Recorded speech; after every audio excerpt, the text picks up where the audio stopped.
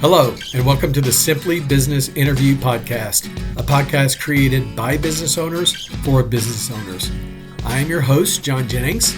And I believe that most business owners are working way too hard for much too little. And one of our issues is that we overcomplexify things. I believe the answers are almost always within us or within our reach. I like to say that I'm a simple man with simple ideas. So welcome to Simply Business. All right, today we are, I almost always screw up the beginning. All right, today I am excited to have Bob Beatrice, the president of Beatrice Insurance Agency, on with us.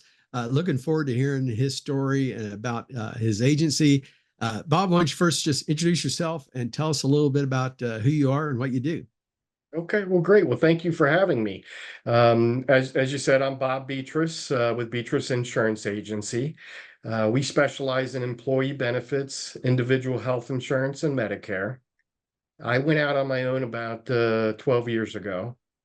I was working for my family's agency at the time and decided that it was time to go out on my own. With my father's encouragement and blessing, I did that. And I haven't looked back. It's been wonderful. So that's interesting. So your father was in the same industry.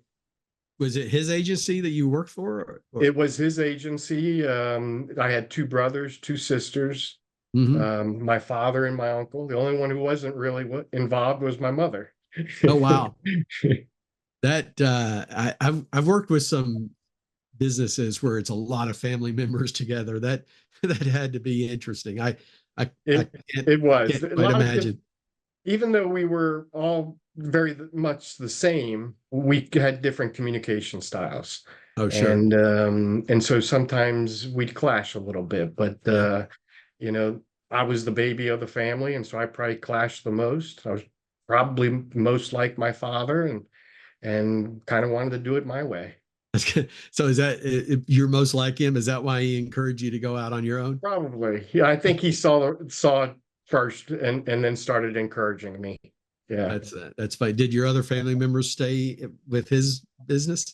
They did. And we get along great. We see each other on weekends. Yeah, it's been wonderful. It's cool. been a tremendous growing process for me. Yeah. I would not have grown as much as I did had I not taken that step. Yeah, there's nothing quite like owning a business as far as to teach you a lot of great lessons in life. It does, yeah. Yeah. So tell me a little more about it's been 12 years, but I'm sure there are some things that have stuck in your memory.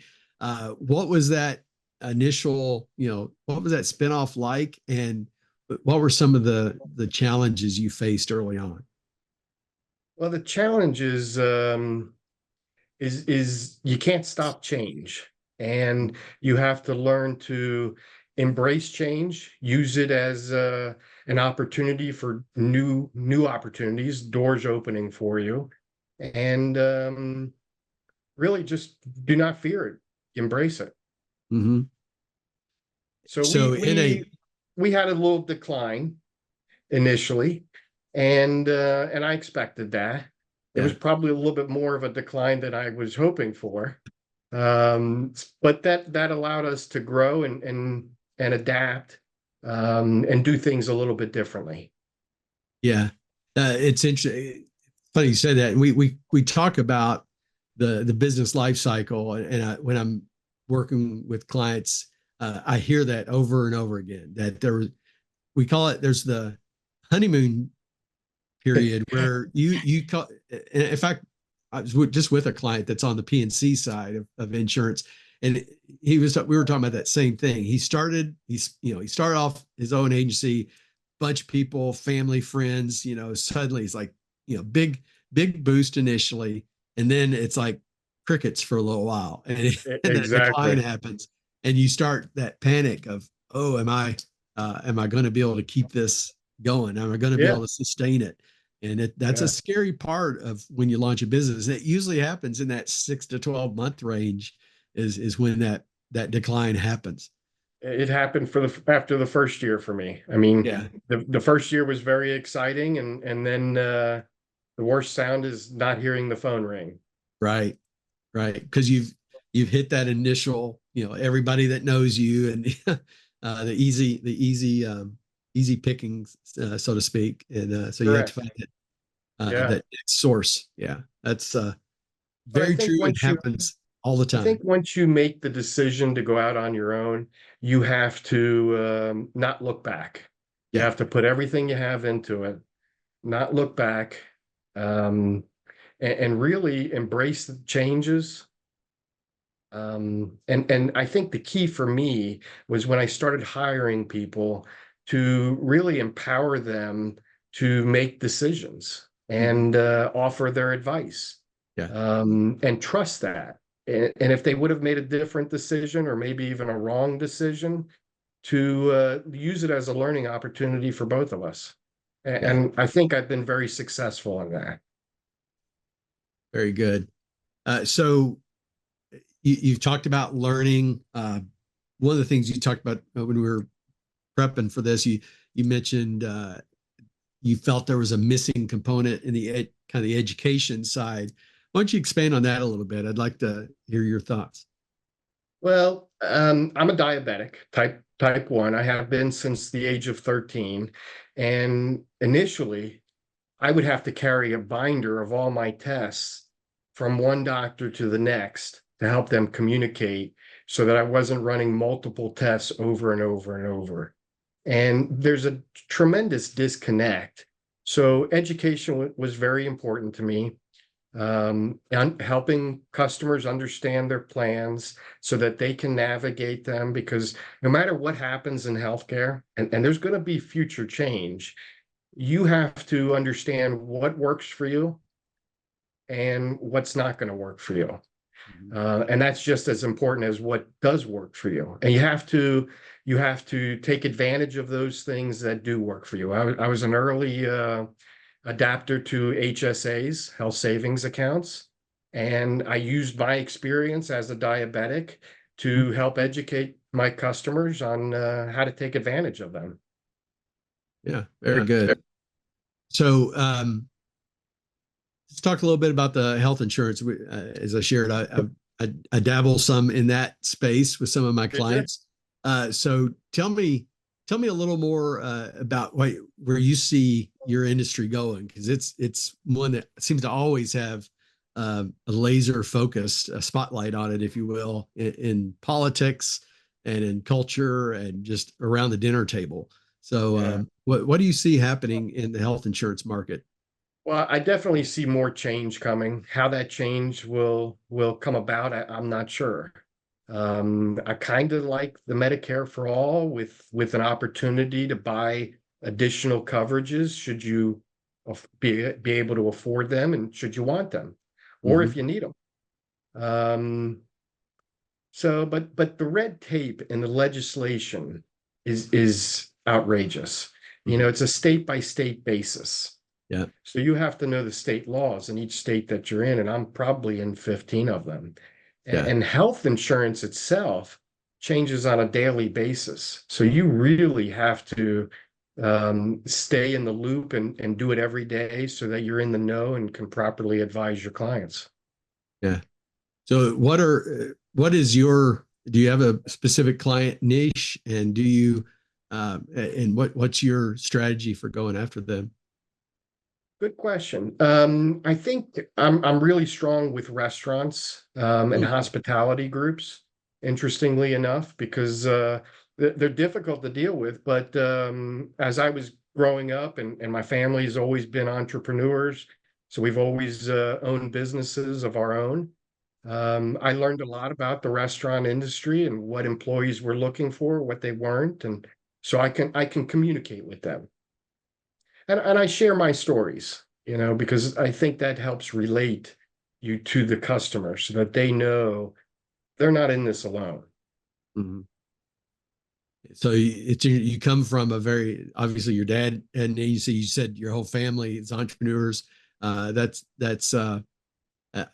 that's a interesting aspect. And I see that at times. I see families that are highly entrepreneurial, then I see another family like, everybody goes and works in the traditional corporate, my dad was a government guy, and he thought I was nuts when I started my own business. Like, Yeah, we all own our own businesses. We're not all in insurance anymore. One sibling stepped out and became a therapist. okay. Is doing extremely well. Started her business during COVID, and it's all telehealth. So, which has Yeah. just skyrocketed. Right.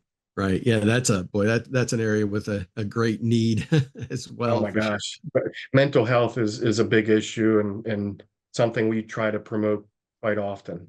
Yeah. Yeah. I do some mental fitness programs with my clients. I'm not a therapist. Yeah. Make sure I say that first off. I don't replace the therapist, but I do try to help people develop those tools that cause them hopefully to not need a therapist, by Yeah. building better mental fitness habits up front. Um, so tell me a little more about kind of where your business is going. What are some of the challenges you're facing today? Where you shared a little bit about kind of where the industry is going, but where's your agency going? What's your plans? Well, we have a contingency plan so that in the event something should happen to me, my son will plan on taking the agency over. He's also in the industry, but he does Okay. not work for me currently. I wanted him to learn outside of our agency. I felt that would give him a better start. Hmm. But we're a growing agency. We're expanding. We have subcontractors that we use. One here is local in Northern Kentucky and another one in Elizabethtown. So we are aggressively growing agency. Okay. So what are some of the challenges to growth right now for you guys? I don't know that the biggest challenge is towards growth. I would say the biggest challenge is really for any business owner is you not only have to be an expert in the field you're in, as an owner, you have to have a base knowledge of every operational system that you have, whether it be taxes, labor, law, HR, insurance. I mean, I could go on and on. Yeah. I think that's the biggest challenge for any business owners. How do you handle all of that day to day? Hmm.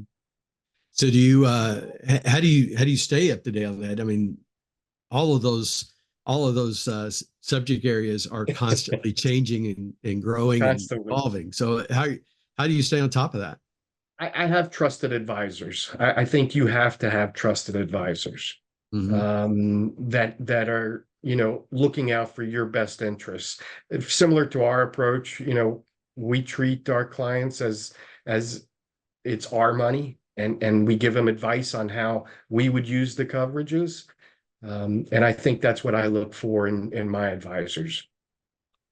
Okay. Always a good thing to hear since I love it when people say hire advisors or coaches and things like that. I'm like, yeah, perfect. Let me put that Exactly. Good in. answer. Good answer. I love that. Um, so if you could solve one issue today, whether it's with your agency or in the industry, what would be that one thing you would solve and just that you think would be uh, a huge win for you or for your industry? I think for my industry, having one enrollment platform of some Hmm. sort, because every carrier has their own forms, their own systems. They do not communicate with each other, and, Right. and it's confusing as can be for the carrier or for the clients. Yeah. So I think, just having a national form of some sort, everybody uses it, answers your medical questions, and then goes on from there to make decisions. Yeah. I think there's been a few companies that have created those, but you basically have what, three or four major Oh yeah, versions of it. yeah. Yeah. Yeah. But the carriers have gotten more strict over the years, and they want things their way. Yeah. And each carrier is a little bit different, so it makes it challenging on our end. Yeah. they all want it their way, but they're really all asking for the exact same information, right? Exactly. Yeah, they are. Yeah.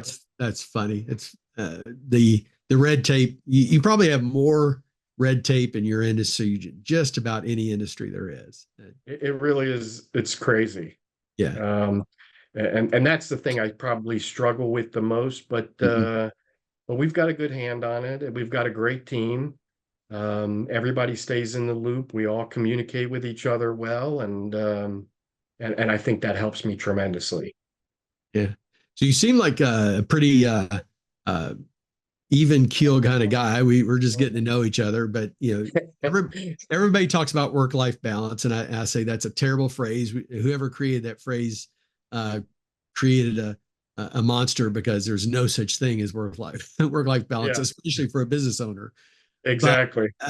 But what do you do to kind of maintain that stability in your life and to give yourself, we'll call it, we'll use the word balance because that's what everybody refers to it as.